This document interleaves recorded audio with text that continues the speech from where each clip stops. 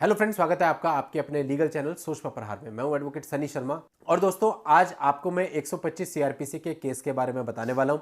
ये केस दोस्तों ऐसा है जिसके बारे में आपको जानना बहुत जरूरी है, क्योंकि यहां पर हस्बैंड ने अपनी तरफ से एक ऐसी मिस्टेक कर दी जिससे वो बहुत बुरी तरह से उलझ सकता है।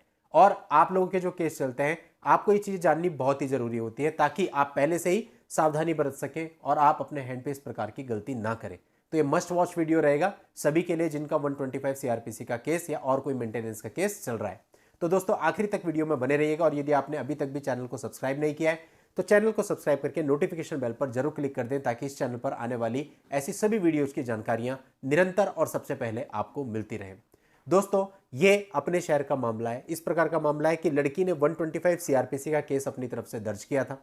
अब हमने लड़के की तरफ से उसका जवाब फाइल किया था। अब जवाब फाइल होने के बाद लड़की का उसमें रजनीश नेहा का एफिडेविट नहीं आया था, तो हमने कोर्ट से कहा कि सब रजनीश नेहा का एफिडेविट लड़की की तरफ से नहीं आया, तो लड़की का एफिडेविट आ जाए, फिर हम भी एफिडेविट इसमें देते हैं। तो कोर्ट ने लड़की को बोला कि आप अपना रजनीश नेहा का एफिडेविट सबमिट करो। लड़की ने अपना रजनीश नेहा का एफिडेविट सबमिट कर दिया और साथ ही अपनी इंटरिम के लिए एप्लीकेशन भी लगा दी। अब नेक्स्ट डेट पे हमने क्या किया, उनके इंटरिम एप्लीकेशन पे हमने ऑब्जेक्शन फाइल कर दिया। और जब हमने ऑब्जेक्शन फाइल किया तो वहां पर जज साहब ने देखा कि इस केस को तो पूरा खत्म किया जा सकता है। एक्चुअली हमारे यहाँ पे प्रोसीडिंग काफ़ी फास्ट है। यहाँ पर जो केसेज हैं वो 1 साल से पहले पहले ही निपट जाते हैं। मेरे खुद के कई ऐसे केस रहे हैं 125 और डाइवोर्स के जो 1 साल से पहले निपट गए, और इस केस को भी हार्डली 1 साल भी पूरा नहीं हुआ है। तो यहाँ पर जज साहब ने कहा कि भाई ऐसा है, फाइनल पे डिसाइड करते हैं, इंटरिम पे क्या डिसाइड करना। सामने वाली पार्टी भी एग्री हो गई, हमें भी कोई दिक्कत नहीं थी, हमने भी ओके कह दिया। तो जज साहब ने हमारे जो ऑब्जेक्शन थे वो हमें वापस कर दिया और फाइल को एविडेंस पर लगा दिया। अब लड़की ने एविडेंस में बाकी तो कुछ नहीं दिया, केवल अपना मुख्य परीक्षा का जो शपथ पत्र था यानी चीफ था वो दाखिल किया। हमने लड़की से क्रॉस कर ली, काफी सारी चीजें हमारे फेवर में भी निकल गई। अब इसके बाद जो फाइल थी वो हमारे एविडेंस पे लग गई। अब हमने अपने एविडेंस देने थे, तो हमने पहली डेट पे लड़के का मुख्य परीक्षा शपथ पत्र यानी कि चीफ दाखिल किया और लड़के को बहुत अच्छे तरीके से समझा दिया कि उसे क्रॉस के आंसर्स कैसे देने, किस तरह से सारी चीजों को हैंडल करना है, पैनिक नहीं होना है। और लड़के ने उस समय कह दिया कि हाँ सर ठीक है, मैं सब समझ गया। जब क्रॉस होने लगी तो जितने भी प्रश्न उन्होंने पूछे हमने कोई भी चीज नेगेटिव नहीं जाने दी, और हम बहुत खुश थे कि इस पूरी क्रॉस में एक भी चीज ऐसी नहीं आई जो हमारे खिलाफ हो।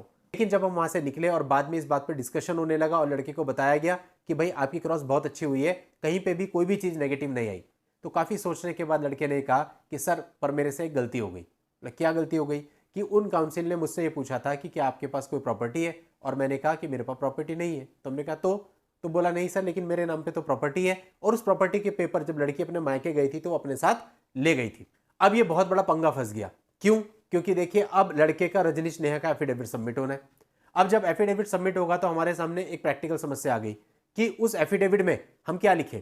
अगर हम ये लिखते हैं कि लड़के के पास प्रॉपर्टी है, तो लड़का अपनी क्रॉस में बोल चुका है मेरे पास प्रॉपर्टी नहीं है, तो फिर उसकी क्रॉस झूठी पड़ जाएगी कि भाई क्रॉस में लड़के ने झूठ बोला है। और यदि हम लिखते हैं कि प्रॉपर्टी नहीं है एफिडेविट में, तो लड़की उस प्रॉपर्टी के पेपर कोर्ट में दिखा सकती है कि इसने झूठ बोला है, इसके नाम पर ये प्रॉपर्टी है, और लड़के पर 340 की कार्रवाई भी हो सकती है। और वो कोर्ट को यह भी कह सकती है कि एफिडेविट में झूठ बोलने के लिए इस पर क्रिमिनल कार्रवाई के भी आदेश दिए जाए। यानी दोनों तरफ से ही फंस गए। तो इस प्रकार की मिस्टेक जिसकी भरपाई नहीं हो सकती, यानी कि आप दोनों तरफ से फंस के रह गए। ये केवल एक उदाहरण है दोस्तों, ऐसी बहुत सारी मिस्टेक हो सकती हैं जहां आप इतनी बुरी तरह फंस जाते हैं कि ना आप ऐसे कर सकते हैं ना आप ऐसे कर सकते हैं। हालांकि हम इसके जस्टिफिकेशन में कुछ ना कुछ जरूर सोचेंगे कि क्या करना है, लेकिन फिर भी एक बहुत बड़ी मेजर मिस्टेक लड़के की तरफ से ये हो गई। ऐसे ही आपके साथ भी हो सकता है पैनिक होने की वजह से, हो सकता है किसी और वजह से। पर आपको बहुत ही ध्यान रखना है। यदि आप पहले से इन सारी चीजों को ध्यान में रखते हो और इस प्रकार की गलतियां नहीं करोगे तो आप अपना केस लड़ भी पाओगे और जीत भी पाओगे। लेकिन यदि आप ऐसी गलती अपने ही हैंड पे कर देते हो तो फिर उसको कवर अप करना काफी हद तक मुश्किल हो जाता है। कोई कितना ही एक्सपर्ट हो, वो आपकी क्या हेल्प करेगा अगर आपने अपने ही हाथ से ऐसी गलती कर दी है। तो उम्मीद करता हूं दोस्तों इस जानकारी से आपको हेल्प भी मिलेगी और आप इस प्रकार की गलतियां करने से बचोगे भी। तो आज की इस वीडियो में इतना ही। नेक्स्ट वीडियो में नई जानकारी के साथ मैं आपसे फिर मिलता हूं। तब तक के लिए good bye and thank you for watching. Take care.